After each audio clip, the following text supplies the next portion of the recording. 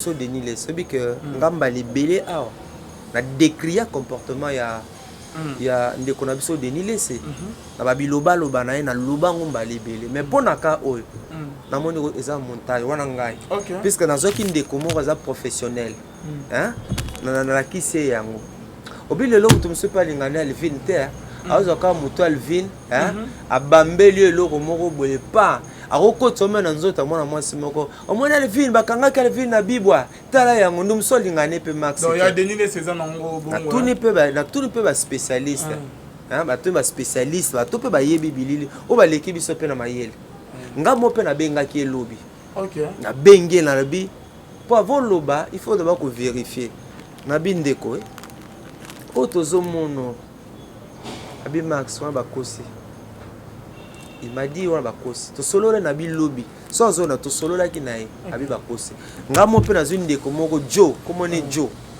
ndeko na za makasi ya Nathalie sie abi bali na bureau na bango bosala ngo étude abi max to sala ngo cause sengi biso pa bo vérifier ngeli ba spécialiste ba vérifier ba babi ki ya montage le montage peut salema bon comme Alvin batube balandaka chaîne nae to sambi Alvin ba rebetele pe mutakalisation moko boy mais ba nimba ça ce pas de ndenge pa ka ciblé ka Denis les donc pour na kawana ndeko wana za spécialiste m'a dit max eza montage. Shalom bien aimé dans le Seigneur et bonzambe na bonzambe lola ezofuta simananto ya kolobaki nzamba boto kwaye lisusu wapi na manso azosalela biso un grand merci na bande konyon surtout ba soutenir musalo yo là na moni papa na biso pasteur Fezamisi à la bouche autorisé de l'Éternel depuis Zurich na filo moko ya motema ya Bivens de homo depuis Londres pe na maman Gisèle Lukelo motema papa Emmanuel na Boston bonzambe na bonzambe Yesu nde mosuki Silema ne triomphe jamais toujours na cadre pour informer bien aimé qu'est-ce qui se passe na kati ya église ya Congo bien aimé dans le Seigneur mingi ya kosolola eza na émission de lo bomoni vidéo bomoni ba photo non tomoni photo vidéo tomoni photo OK ya prophète Denis Lesi bande komso bazo benga bazo koma pasteur wayo mutakalisé qu'est-ce qui se passe na corps du Christ to comme robeta di solo est-ce que ça ya solo to ya lokuta to meka pe ko solo na ba makambo ezo sama na église corps du Christ to komi wapi pe tozo kene wapi to zali na papa Max shalom papa shalom de Calvin Beya merci pour l'invitation shalom na bana nzambe nyonso ozolo na biso bipai na bipai kimia na mabota na bino nde nazo batango nyonso ete ba scandale ezalaka pe kozala nango pasteur moko ta kufela yo Yesu Kristo nda kufela yo miso ne etalaka bobele Yesu poso landi ozosema mikolo yo posa kosambela kosila yo mais yeba ete quand pas de faux ba vrai bazar c'est pas parce que ceux qui vont mettre dollar moko wa komi eh maman dollar no eza faux aozu ba dollar nyonso kino nanda ko bwaki ba vrai dollar eza ba faux pesali mais papa Max c'est comment décourager ba ndeko ebele église ya lelo et eza sous église na moment ya kalate église ba musée aidi na ba bazala na ngeza sous bongo te papa c'est comme si que mikolo tozo avancer tozo kende tozo kola église ezo kota bo soto makasi koleka papa to comme mon confusion totale mon écoute na kata église mais ndeko Alvin ngana okama ke yozo kama Alvin mais ne mission na yo oyo oza obeke table ezala béni mais mission ezala prophétique nous avons eu à annoncer des choses ici sur ce plateau et belé to vi ba accomplissement na yango ngano to se to loba ete c'est pas parce que mutu obenge pasteur kaza pasteur c'est pas parce que mutu obenga e prophète kaza azape prophète lobe infiltré ba intrus ba mercenaires ba rebelles ba koti une église dans kolo ba assassin ba koti une église dans kolo pour na ko décourager ba to yeba ba ona misala yoba le temps yango de prophétie par excellence le temps yango ba François baka donne du temps au temps temps eko sarate lelo misala ezobima na poisa misala ba faux prophète ezobima na poisa ngalo na émission o tolobela mankiona tolobela pratique wana mankiona nga ba risque ba betanga na lemba na ba pasteur ya mankiona ba nga ba betanga na kima ebele to kundi bango Nabi moko na lembe église panzana, aka disciple, il y a Jésus coopérant. Quand on a mankiona, mais ça baba sali à Jésus coopérant. Bon voyez à diable, au ba yé na église, kolong la ba tout posa ressemble là. Ils ont une mission de détruire l'œuvre de notre Seigneur Jésus-Christ, mais ils ne réussiront pas. C'est ça leur mission, c'est ça leur objectif. Heureusement, Nzambe moko, bamba silikela mutute. Nzambe moko a décidé na poissa, atali sa misa na bango. Atali sa manipulation, escroquerie, théâtralisation makama Nzambe. On ne se moque pas de Dieu. Ce que l'homme aura semé, il le moissonnera. Le moment venu, Dieu lui-même, dans sa grandeur, dans sa souveraineté, a décidé, comme disent les Quinois, il y a qu'à reverser bango, il y a qu'à poiter bango. Trop, c'est trop. Non, non. De Colvin. Obi kenga na luba penza mingite. De ma nature na timide pe na mutasoni.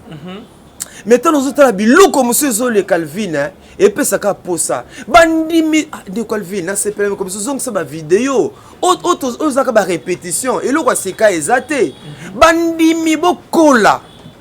Bandimi boye ba ko méditer liloba na Nzambe. Bandimi bolongo na fanatisme. Nga l'église dans baka amen amen pas à chaque moment. Lorsque je ne suis pas convaincu, je ne dis pas amen. Dites amen à l'obate. Pasteur aussi a peu de sentiment. Il peut glisser un mot qui n'est pas conforme à la parole de Dieu. De quoi ville, total loba vidéo, tu as vu vidéo moko boy.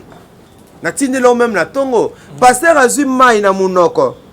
Azu bassin moko za bazu mai tie na munoko. Pouah! Abo quel bandimi. Azu mai tie na munoko. Pouah! Azu bo quel bandimi na ne longi. Woneza wapi? Au nom de quelle Bible? Tout le bandengeni pour que vous arriviez à comprendre. Pasteur azu mai eza na bassin. Azu tie na munoko. Azu bo quel bandimi. Pouah! Woneza Bible. Élément mususu on va to kota na mankiona. Na moni yango pe lisusu pasteur alie biloko. Na bito ki sainte scène. Ma deso soki ne loko nini. Azuye moko alie boye. Mpwa tena munoko abimisi alesi bandimi. Ça c'est quelle église? Na moni lisusu mususu. Ya zandene azuye mai. Atena mutu mundimo yo fukami. Mai asukole longi ekwele lio. Azu même likolo boye nena ti ketch likolo yeska longo li ketch atie boye asukoli likolo basalita likolo nanenga osukola ekolelo na mutu.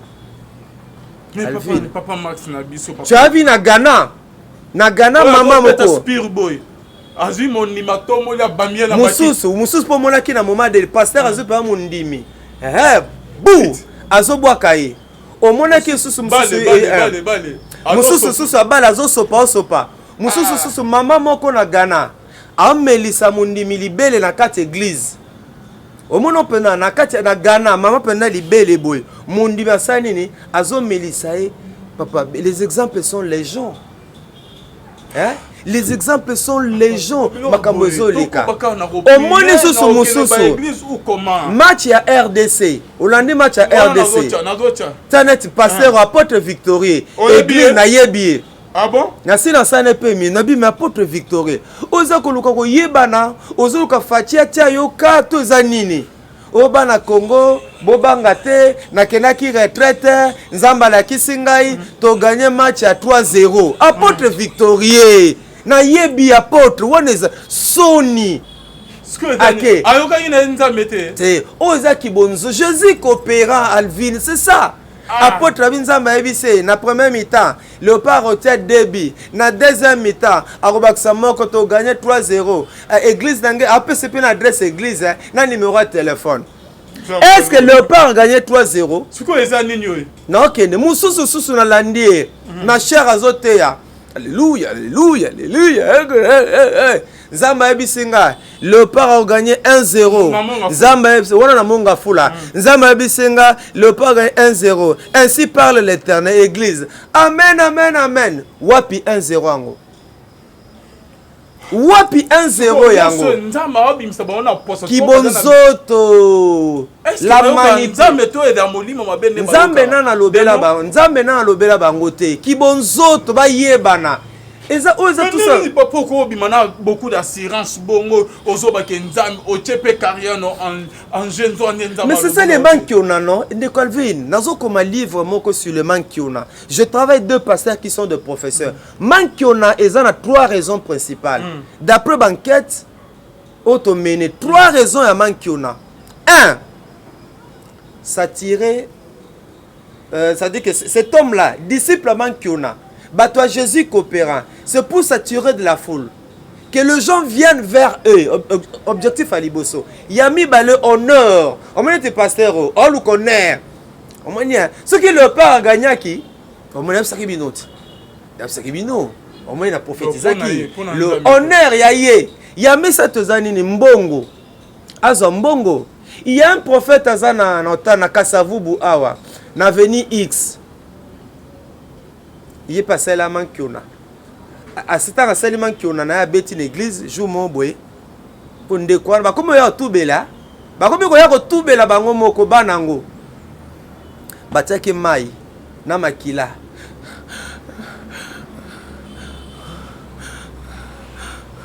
théâtre ndeko moko azali awa espero la swana mai na makila oye lelo aussi là pa babandi kuna pe moto ndoka lukuta moto pa mama nabiki théâtre tango esili bakutana na bandal na bar mo na bandal tanga événement ici bato comme pesa mbongo bamu nzamba sali prophète na nzamba sali la kai ba 200 ba 100 bakokutana après événement to kutana bandal na bar mo bakuta abapesi mutaman ki on a $150. Déjà bango bazo bano komela de masanga prophète paye abeta pe descol a juste $150 apesi bango. Tozo babiloko pona ton nursi mité bana binoté. Mais c'est pour vous dire que église nyonso eza rotia likoloté. Ba fausse prophétie zani gloire te gloire obenga match léopard. Ba oba yebi na se bango léopard opola. Na Maroc, na baki léopard au pola. Puis on va noter la match, tu n'as pas la pété. Na ba ole kana médaille. Tout le monde pourquoi on va léopard au pola. Na baki léopard au pola pour 1. Ils sont allés consulter des féticheurs. Banganga. Il y a des nganga bazo kimbongo. Pour la match à léopard, Dieu ne partage pas sa gloire. Ce qui léopard gagne qui match wana. Banganga kin, banga ba vimba. Bainga ba bombe bomoni yana ba que le pas gagner match te yami balé pourquoi na ba que le pas au pola peuple azol la nzala biso toza na orphelinat to boko na bana se dit mikolo to kemba makasia c'est mou le mati lo se mati biloko mati jona kebwe to ina mbongo te bana balia lo sono mafuta no ka mutema pasi pasi ya pasi na kokate na be biso to lukata mbonga mike ya provision pour na bano bazana orphelinat balia bien on donne aux joueurs $20,000 $40,000 des grosses sommes d'argent on donne aux joueurs bon a toutes nos questions si ba gagner ki match wana impact na ngona vie na biso ezani na vie na biso admettons le pas gagner qu'est-ce que moi je gagne. Dis-moi, nous gagnons quoi? Pour nos loisirs, gouvernement a obimisa mbongo belé pour nos loisirs. Bisotoza, moi je suis un assistant social. On m'a dit dans lati et lamba nangate tenia musala. Tote ko célébrer journée internationale. Ya biso assistants sociaux. Papa, bisotozo tambola na cité. Tozo sillonner na orphelinat, na ba homme vieillard, au monde ndenge bana bazo kemba.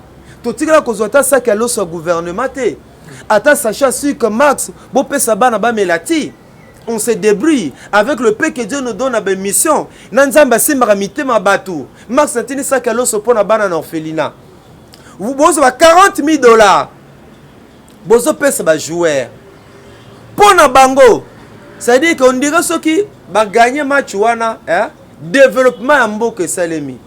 Yango nga na yeba ke le part pola natala match te na lala ki nangai. Mitema bato zolela. Nzaleza na mboka. Paseza na mboka. Gouvernement na esika balingi distraction, divertissement. Pona be foro yo gouvernement na biso esalaka pona sport. So salango pona santé, so salango pona éducation, mboka robonga. Na kendaki na clinique chinoise cette semaine Alvin. Tant de kolanga corner malala ko babomi na poison. Donc là ko bimisa corps, clinique chinoise na tuna ba condication. Est-ce que ba bossa na clinique chinoise? Ba longo na clinique chinoise na liste ba hôpital na mboko yo na simba mutu. Clinique chinoise. Oyezalaki mbanda clinique ngaliema. Na koti na tali clinique chinoise na okimawa. Bambongo wa ko investir. To bon sa clinique chinoise, to bon sa hôpital. Il y a des enseignants qui touchent 380 000 francs congolais, 200 000 francs congolais. Il y a des enseignants. Mais pour nos joueurs, bimisa mbangu. Cet argent-là, ils ont pour nos joueurs, nos familles, na bango. Est-ce que Moutounion sur le Congo, il fait la joueur, pense à la bien? Moutounion sur le Congo, fait à la bien. C'est pour dire que pasteur Oyo. Nzambe nem tatina bangote. Yaba ki sentiment ki bonzoto esali. Pour Nzambe soka biso que le part a gagné, Toyo kano. Bote bande konanga ba congolais bisika nyoso bozali. Ngai wabino apôtre Victorien Kamicha Elohim. Naye kolobela bino pona tina na léopard parce que nauti nangai mabondeli ndenge bozomona ngai na lati ata bateni de combattre pour telelo eza mona biso église nangai ezali nangaba si l'avenue Kianza na numéro 33 nalingi koyebisa bakongolais nyonso tozaya kosepela na prière nga nakotaki nasengaki nzambe 3 ya ba congolais 3 bi bapesi bi mibale na bakambu bapesi bi moko na soso na premier mi-temps tokolonga bandeko ba marocain na 2 bi na deuxième mi-temps tokotia 1 bi wana etikali susi na ngai ezali koyebisa ba congolais nyonso bolongola mabotia esembo parce que tokolonga pe koyebisa bandeko na biso ba léopard ete na retour na bango ya Maroc baluka tu vois okasabe na biso baluka ye na retour na bango baluka poani pasteur tu es maudit hein on a vraiment maudit c'est pas baluka pourquoi kasi non Jésus coopérant non et puis on a bomba ta vidéo pandi vidéo après c'est église d'angai église d'angai eza eloko na église d'angai bord na ye tu vois ça eza paiement qui on a. Oui, au moins ils sortent comme ça, ça manque. Manque on a payé yango, au moins. Ngana beke match yo. Bato bazala nanga, ça komela bango même SMS. Na bibobo manzo toté le parapola. Oza éliminé. Bato nga pona ni. Mitema bana mboka zolela. Mitema bana mboka zolela. Nzaleza na mboka. Le par yaki nango distraction. Peut jouer ceux qui que le par gagnaki. Babar na botel nyonso ya Kinshasa ngeko tonda mais ya lobi asengi nzamba lobi na te nzamba lobi te yebo papa nzambe ya nzambe te yemo kibonzoto na ye kibo sentiment na ye à cause Jésus coopéra yango on même ça là Jésus coopéra rêver ça rappelle a même ba on peut na bouli et que na confusion nga église abona longo na Yesu te mais même jour nga église apôtre Victoria yebingai nzamalo apôtre amon apôtre yebinga donc nzamalo beli yete azape na numéro na nga yebinga apôtre Soni il faut que ta retraite puis atubela nzamalo beli yete nzamba tikala ko lobela ete wana kibonzo ta ko ta retraite asenga mawana nzambe likolo na mais papa Maximilo ko zo dénoncer ba manque no papa ba faux miracle ba CD par laquelle on m'appelle à l'année Francis Joël na émission moi ce qui a papi à laquelle on m'appelle ba journaliste ba bozawana kolana mwana mobile et voilà pour la cause ba bête ba succès nzama a refrappé bino pe ba vie na bino et aussi la ka bobo réussir te on a monté bon nazoki décision olobelango soute me po tuninga ya zanani alakela biso mabe ada prophète ayoka nzambe yende abungi nzela akosi asali manipulation nasi nalobaki evala tano va yolo petit nanga quartier n'est-ce pas qu'il avait dit evala sur au senga pardon to koma baba est-ce que evala komi baba akomi baba ta OK Bible on connaît un vrai prophète lorsqu'il dit la chose et la chose arrive lobi nazaki suna yolo nakena comment kene yolo pour vérifier ça komi baba toi samedi ta samedi le 2 lobi le 1er avril naki suna yolo après mission donc le sou ko vérifier na baso evala komi bala troisième semaine ngo akomi baba te OK mais il devrait se taire obi que mission ça là bimi ridicule hein? Ah bon ridicule ou bien ceux qui sont les ridicules pouvaient tuer hein bande ko ba compléter mais c'est Joël Francis Tato doit demander pardon à Dieu o sali wana panza nzadi abetrane parfois ba mankiona mais o penda ko nzambe nda révesser nzamba bi trop c'est trop ngana nzambe na exposé o ba journaliste quel malheur biso le ba peut-être dans sens o parce que lelo ils ont un réseau de pasteurs ba bomak ba routine de l'opé ba criminel ba routine d'appel ba empoisonné basalo mabe point bimake na lobaka malheur royer la bango je reprends il y a des pasteurs rebelles bazar makila ba mode opérateur ezandeni ba routine de ba criminel ba bomak ba routine ba basalo mabe ba routine ba tielo poison au même mode opératoire la bango comme ça maloba la bango ça nini ekokisama c'est comme ça que certains opèrent bazo travailler pasteur mazana à travailler avec criminel a reprendre ta $3000 mobwe mais c'est wana na monnaie li société ba mok sibiti mingi batozo mona boyeboy et ça te que non et ça ba tindeli bato ba kotela ye musu ba ko monter le scénario ba rotindelo bana basi ba kwesa yo bako monter le scénario moko ridicule ba kangayo abanda ekoloba mais nzambe cause na c'est juste to sali yango to dénoncer nya problème ya ivala le presque tous les médias en parlent problème ivala comme yaki ya lukuta da to zong sena nzela koloba ete l'indisi yango sur makasi ya papa Max pour da yeba ki ivala ezako na yebi Alvin nga na yebi le lota you peut binga le lota mutumo yeka na TV bo o Max wana zala ndoki ata yo moko ce petit na yebi kamela masanga oui amuto bakuiti oui amelaka o même mission na salaki bana yolo est-ce que vala zanganga baboya ki babite bana yolo eloni ne vala amelaka masanga mingi pona masanga bana yolo bandimi mais pona kozala ndoki ane ndokita papa eza obino bamboka misusu makambo o monsieur Joël Francis asali na Rwanda to na Brazza na Rwanda to na Brazza ba yokanga église na ye na Rwanda to na Brazza yokanga église na ye il devait s'humilier ko senga pardon pour yokosi d'abord abaga ko mababa to ke kana ki baba ko mi baba te malheur moko yé la bisota quel malheur le va peut-être que ceux va s'organiser hein va s'organiser avec Fox tout ça la bango mabe to tiki nyonso na boko nzambe pour bon ina biso na boko nzambe mais s'il y a des gens bali ko s'organiser pona ko créer biso problème nzamba lola ko samokano nae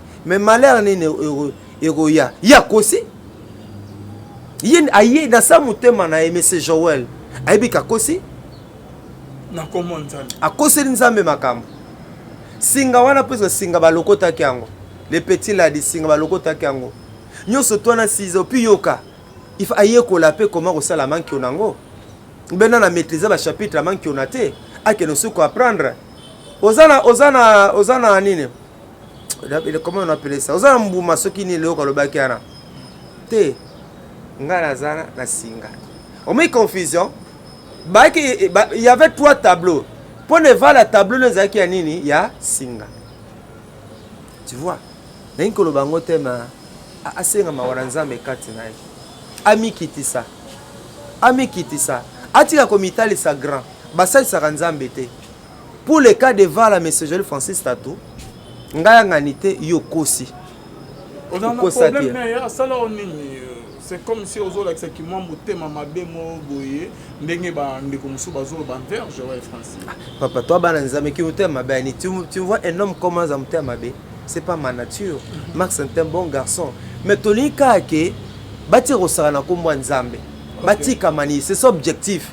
La Bible dit les ténèbres ne régneront pas pour toujours. Bati ko sambisa kombo nzambe bati ko rosara na kombo nzambe. Hein?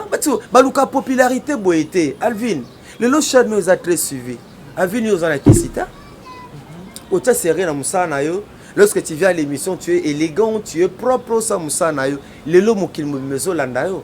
Ce jour au kota ki senga no kimayo, nebi au kota no pe kisite. Ya tozo beta maboko.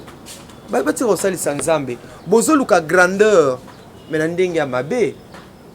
Et la Bible dit de la poussière Dieu retire le pauvre pour le faire asseoir avec les grands. C'est Dieu qui élève et non qu'on se forcer.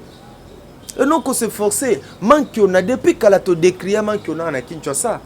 Ma fabrication, ma faux miracle. Et ça m'a trouvé les gens dans l'église. Bah on c'est les Yesu makambo. Obi qu'on a blasphème. Hein? On les a blasphème. Mais c'est Joël, moi je pense que lui devait se taire.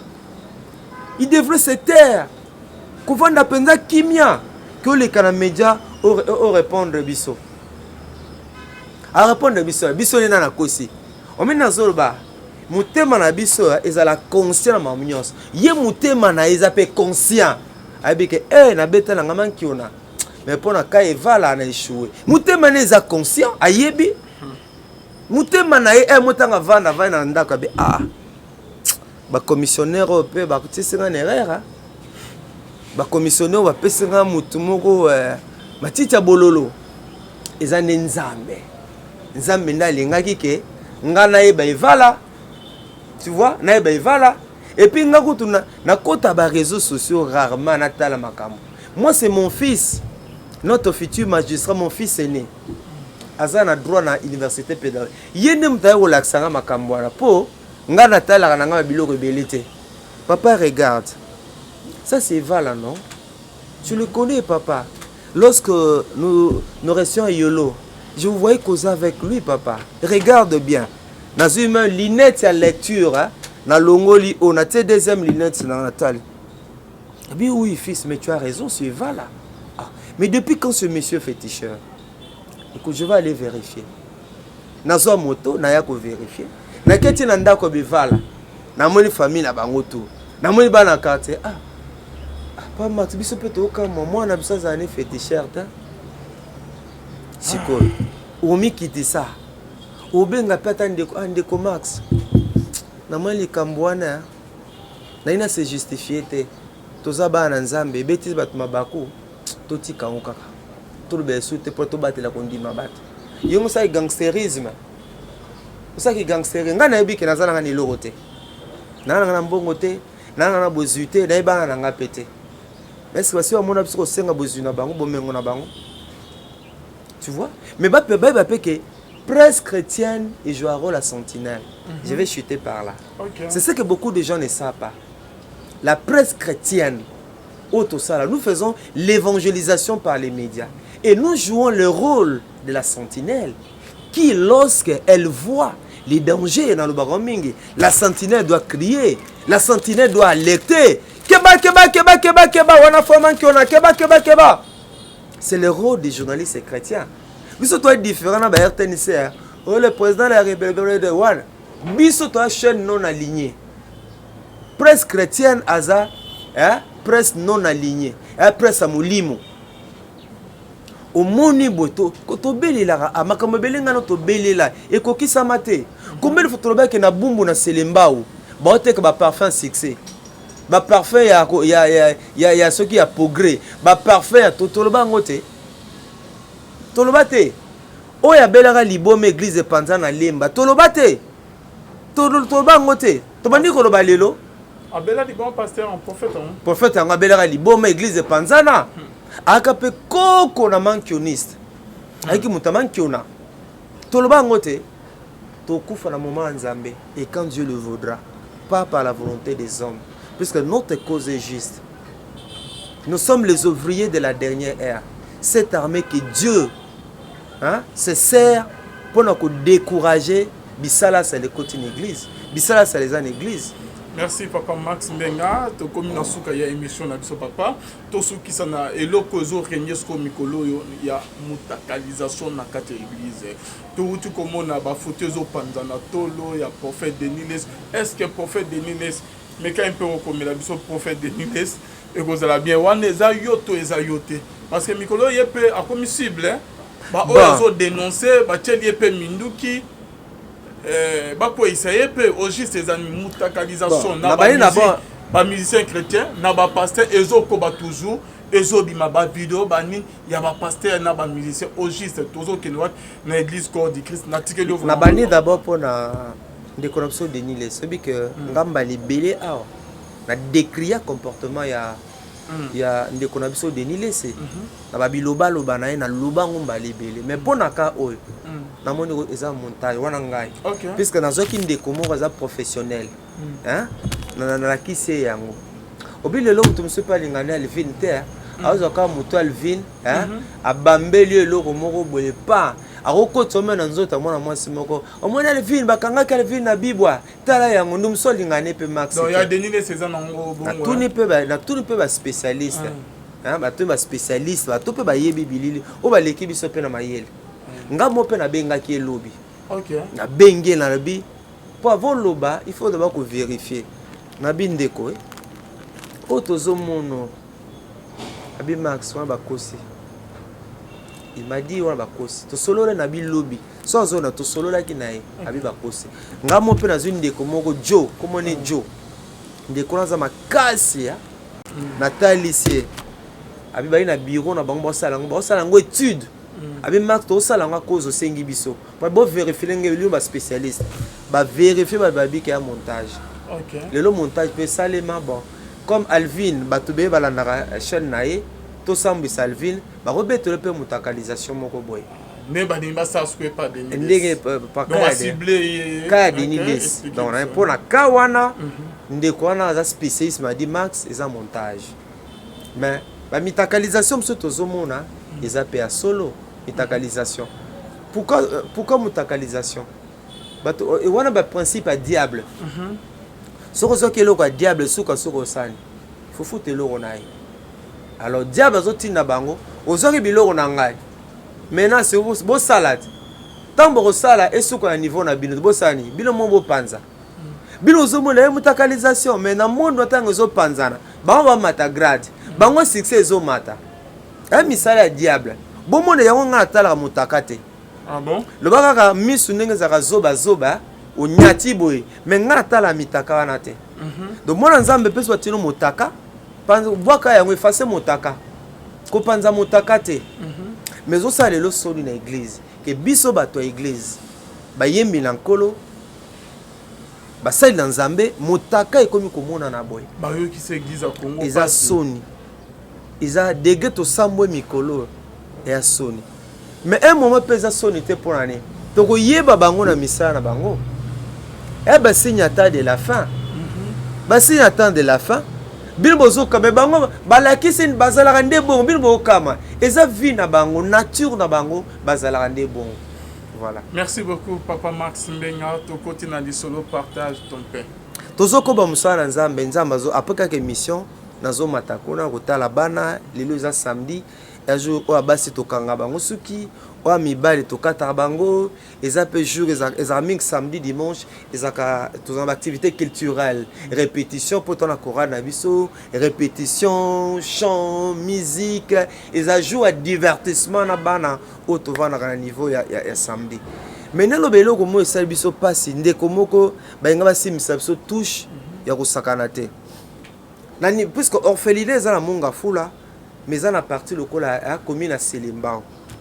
Vendredi les kilo toi samedi, vendredi les cas, na kene kota la bana, le col à tata, hein, naïeba, basandenge nini, que faire, tout ça. Eh, na mona kana à 19h. Bandek bolanda na 19h. Na mona tata moko na maman mo bakoti. Na mona mo muke. Maman mi bambi la kiti. Oh. Maman, qu'est-ce qu'il y a? Ote, nous sommes en Angazawa. Ah, maman. na ces cartes maman carte nanga moi je suis un assistant social formé bazwaka bana boyete mama bazwaka bana boyete bana bautaka na commune d'ailleurs maman kota na bikota moi biso moi ndako te espace munene to nga bana mingi te poto bokola bango bien nzoka mama nazalaki escroc na bengi na komi bi maxo tiki bango ndenge nini il a fallu kanga bango eza na batu oyo batelemi pona kosimbisa batu touche ba ko pege na bana moko mike aye o na pesa ki o mwana biso boye nzoko objectif ezani ba felino eza ko évoluer bien o ba tozo sepa pona niveau selembao toza orphelinat partage ton pas avec celui qui a faim toza la crédibilité makasi babi que tozali sérieux babi que kuna maseke za la raté bana bakula lokola bana nyonso to na bandaku zuwa wana sikoyo ezana des orphelinats na otanga kombote na monga funa selemba wana bango siko batelemi bakomo simbisa baninga touche objectif ezani nini ekpo bakanganga basimbisa nga touche basani nini bakangangai bakanganga ke yo oyiba bana o comprendre te mama na yeko kosa waluka mwana ye isa dabi mama so mesana ko saba aventure na kangisa yo. Moi je suis journaliste, je suis aussi un assistant social. Na yekoli musalo na onsa na yekoli on a classe. Na yekoli on a classe. Ozo sa les théâtre. Isa kota na kataboko kota. Kota aboko kota. Na bima faut kota tala. Oh, ndenge za ka ba structure ya ba orphelinat. Bana ba uta na service social. Service social a ko benga bino. Tona mwana moko awa boye. Biso toke totali. Ne dernièrement ba bengi nga pour na 5 enfants ba ya na orphelinat. Je dis non. Tona 21, ils ont déjà ébélé ko liana bango. Nane biloko mati non biso tozwate. Mais que nous coûte orphelinat les deux 150, 280. Ils pensent qu'il y a beaucoup d'enfants qui doivent y avoir marre. Donc biso orphelinat kana kombo. Mais c'est une famille. Et zandaku bad va vivre à lokola nandaku vie normale et quand vous voyez nos enfants aux en poso memaye aux en poso va à moi na kesete na mona na yo a kesete na mona ndeko azolanda mais quand le bata msuka poye nzamba benga baboti na ye et ça c'est la vie en famille nena okenebo ti lendi kovana bana kokata bango suki kolanda ba devoir na bango na moi pour ko tobetisi bango moi tout ba meli moi koka bazu moi mateya ba ke répétition na église c'est la vie en famille komi ça penda tema ce ba felne belé bazu vision biso tozanango papa au mona que même bana ba ko s'épanouir bande ko zolanda biso bino bozana poto bo soutenaka bisoutenant soutenate ben filtre ba koti na musala o yo mona ngana media na ngaso lo bela orphelinat na linga na komo yo kana ngaso les gens me disent Max yo olobaka te ozobuma bana nzala bino mwana nsambo ayebi ke sengela soutenir ba orphelin et sengela salisa bango za recommandation en Nzambe c'est la religion pure ene ma komi lobi nana tante ya na TV awa ko lelaka no je mpina ko soni ka proposer nga question.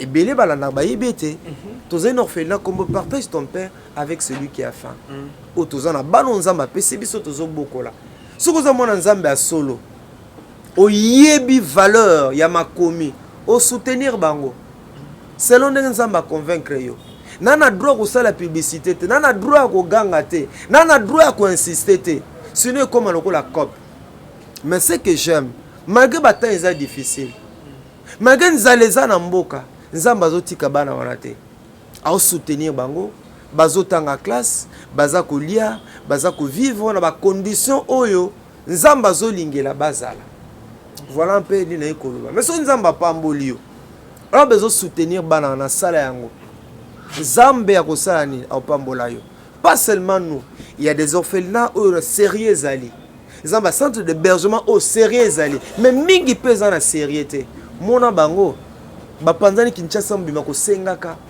ko teka na babis ko sengelaka bana ko tiaka bana na bare ya bis eza recommandé te ndeto zu na classe ezali recommandé te yango bino bozolanda Quand nous disons partage ton pain avec celui qui a faim, ils ont un bon côté.